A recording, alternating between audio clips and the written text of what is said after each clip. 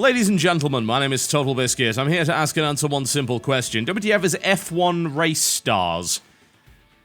If you're familiar with Formula 1 games, you're probably scratching your head already saying, this doesn't look like any F1 game I know. Yeah, you're right. So, developed by Codemasters Birmingham, this is the studio that's responsible for F1 2012, F1 2011. They're the Formula 1 guys, yeah? Those games are considered to be pretty good. Now they've made a kart racing game.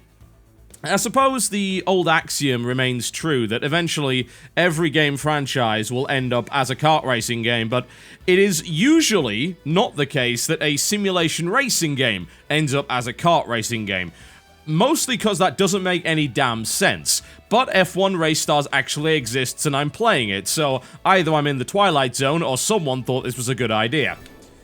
Let's check out the settings, shall we? Needless to say, it's a racing game using a pad. I tried to use the keyboard. The keyboard was not rebindable, and it thought that F5 and F6 were great menu navigation buttons. I beg to differ. As regards to the video customization, not exactly a huge amount. Full screen and screen resolution. Admittedly, as I've said with many games before, it's not exactly the most graphically taxing, but you have to bear in mind that PC hardware has a tendency to be a little bit finicky. Not to mention there are millions of combinations of it. So, this is not acceptable. This is not a good options menu, and the lack of rebinding, of course, is not so great either. Use power-up. Yep, it's a kart racing game, alright. The question is it any good? I mean, the very notion that this exists just boggles my mind, but we'll go with it. So, what do we got? So, we have play, which, well, allows you to play, as you might imagine. You can actually go up to 4-player split screen, which is kind of neat and not usually a feature that you'll actually find on PC. It does have online, and you can use split screen while online too, which is also a rather awesome feature. So, that's pretty cool. Aside from that, you got play online, which is playlist-based, so you can go private game. I can show you what's available here. Needless to say, there's no one playing this. I did try earlier to see if I could get a game, but there are very few players actually playing this game. So you can do a single event or a championship. There are 11 courses available, as you can see. That's the design of the courses, not like any F1 race course I've ever seen, certainly. And then there's championship, and there's actually quite a lot of championships available. But of course, they only use 11 courses, so as much as that seems, oh, look at all the amount of content that's available, it's actually not really all that much. There is a set of European courses available for $5 DLC, if you so desire. You also got time trials and then career mode. Career mode, of course, being perhaps the most sensible one to go with. Alright, so you get to select your driver from a bunch of licensed, yeah, I kid you not, licensed cars and drivers. Only they all have huge heads. Eventually, I imagined that the revival of Super Bombard Racing would occur. I didn't exactly expect it to be in the form of a Formula 1 game. And we could perhaps have Lewis Hamilton. All of these guys have different bonuses. As far as I can tell, they're all like the same speed. And all of these legendary female Formula 1 racers. Yes, quite. As far as I know, the stats are the same, but they all kind of get a power-up bonus. So the guys on this team get triple pulse bubble, because why not? Backwards seeker bubbles. You can hold A for play Lewis Hamilton in order to swap power-ups and things like that. Yeah, it's a little crazy. Alright, let's play Lewis Hamilton, as British as you can get, I guess. And then I have no idea what this is. Like, this is not explained. So, I guess we're just having that. And then aside from that, that's pretty much about it. You see your stats and you're ready to race.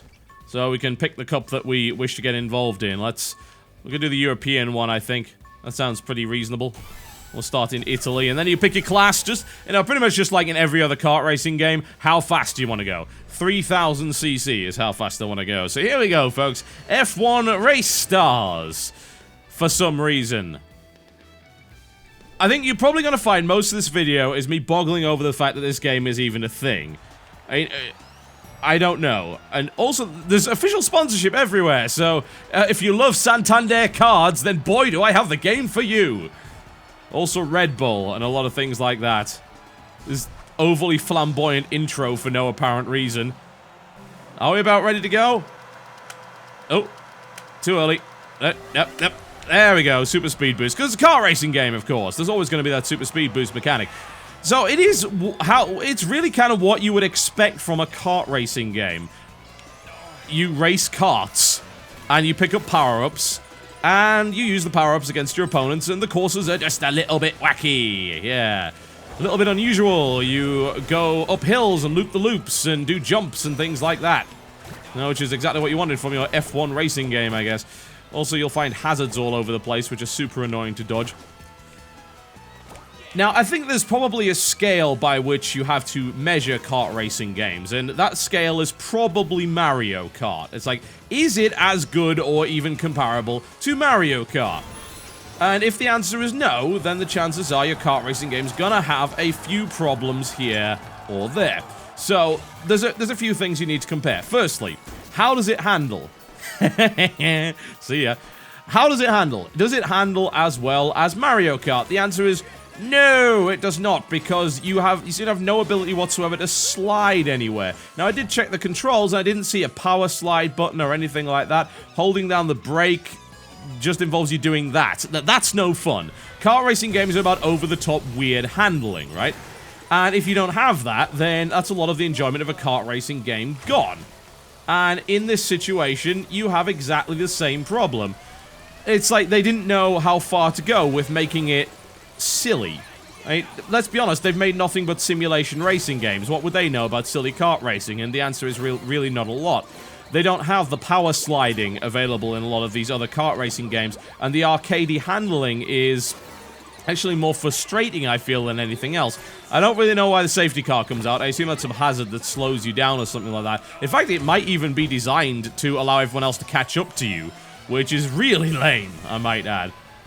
I guess they wanted the pack to be close all the time, and that's one mechanical way of doing it, but I don't know. Is it worse than Blue Shell? Probably not. It's probably not worse than Blue Shell, so I guess I can't fault them too much for that idea. Racing games, especially when they involve combat of some description, are generally fairly dull if you're not close to the pack all the time. So I guess that's their way of doing things. I should really hold that to change my power-up around. Right. So what else do we have? Well, we have no mini-map of any description. It's just a straight line. So it doesn't actually show you the curves that are coming up at all. It does have this indicator at the top of the screen, but personally I'd actually prefer a mini-map. Maybe that's just personal preference. Go away! That's super annoying. What about course design? Well, course design is pretty good. And I've played a couple of courses on this already, and this is probably one of the weaker ones, honestly, because it doesn't have any of the crazy jumps and... God damn it! Things like that. But it's not exactly anything incredible, I've got to say. Also, the ability to dodge incoming projectiles is limited, let's just say. It's very, very difficult to neutralize them. As far as I can tell, there doesn't seem to be any kind of shield power-up or anything like that. And if you were to take a game like Blur, for instance, you know, Blur is a game that turned realistic cars into a combat kart racing game. Yeah, it's probably the most successful game that managed to do that. And Blur allowed you to cancel out a lot of these power-ups by firing backwards, by juking from side to side. Here, you don't really have the ability to do that, so expect to get caught in bubbles over and over and over again. As regards to the power-up variety, well, once again, you've got to compare it to other kart racing games. Is it anywhere close? And, well, the answer is not really, because the power-ups are actually kind of boring. There's about 3 different kinds of bubbles. There's then a boost. There's a rain cloud that you can do. There's big pulse around you. Like, none of them have any real character to them. This is actually something that Blur had a problem with as well. None of the power-ups had any character. And if you look at kart racing games, the really good ones have really interesting power-ups that are sufficiently themed to what exactly they're trying to do. So, like, if you take Sonic and Sega All-Stars Racing, then you've got themed power-ups based around stuff that has been in Sega games. Mario Kart, same thing, themed power-ups, mushrooms and bananas and shells and stuff like that. Here, you've just got bubbles and boosts and things like that, which is... this has got nothing to do with kart racing at all. Compound that with the fact that the game is actually really slow, even in 3000cc while running a boost, and the overall result is a game that just isn't really all that satisfying in any respect. And again, exists for no apparent reason. I'm not sure what demographic they were looking to appeal to here. Just as a theory, maybe, just maybe, they were looking for a game that adult F1 fans could play with their kids or their wife. Just something nice and easy and casual. Was that the demographic? Maybe. It's certainly a possibility, but honestly, it doesn't, to me, this doesn't appeal to either the guy that really likes kind of simulation racing. I'm not an F1 fan, by the way. There's no question about that. I know maybe 3 guys in this racing lineup, including Michael Schumacher. It's like, hey, Michael Schumacher, and I know Lewis Hamilton, and that's kind of about it, really.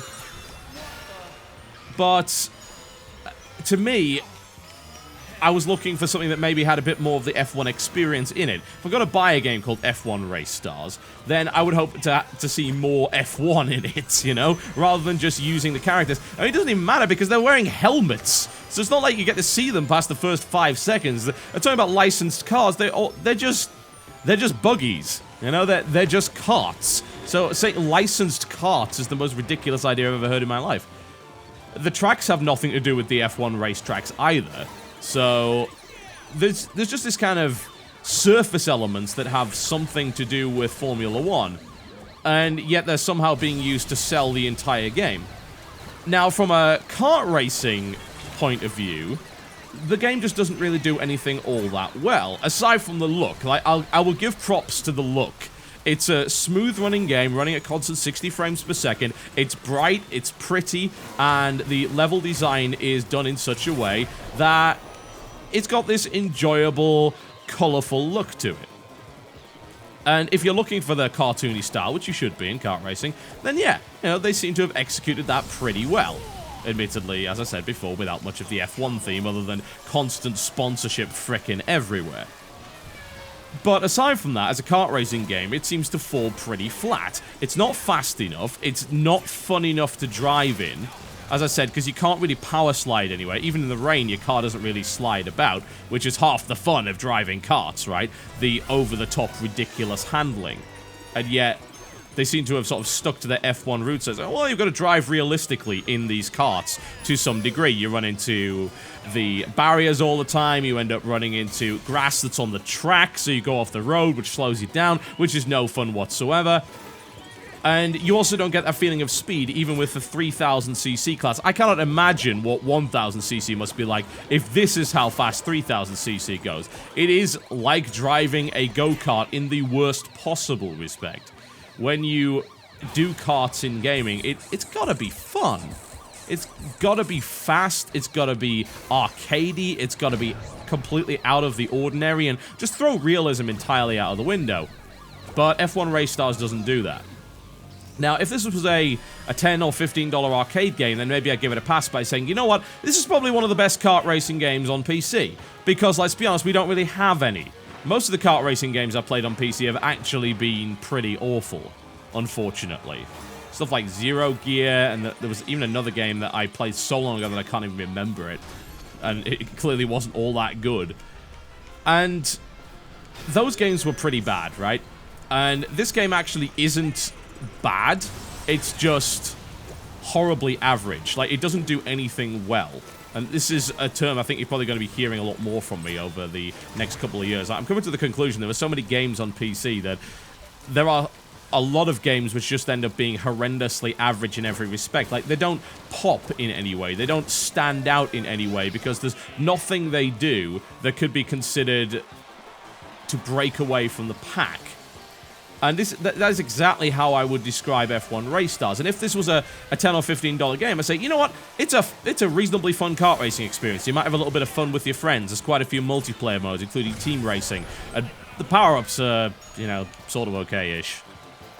That's probably what I'd say. Not exactly a ringing endorsement, is it? But this game costs $45.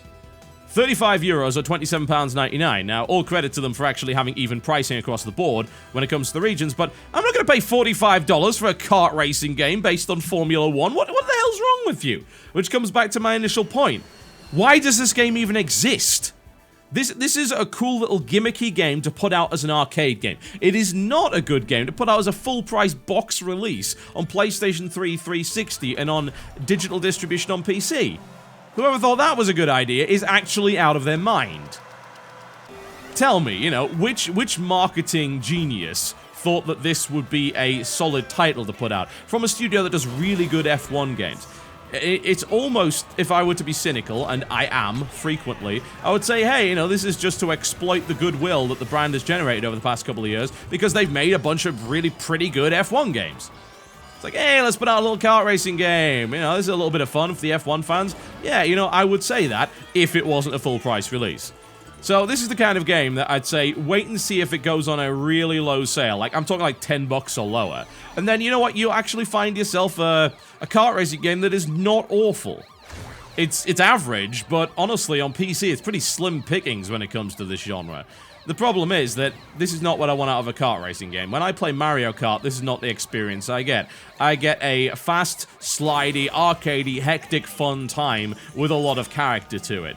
This game lacks pretty much every sense of the word character, and just fails to deliver whatever it is they were trying to deliver. I don't even know what it was they were trying to deliver.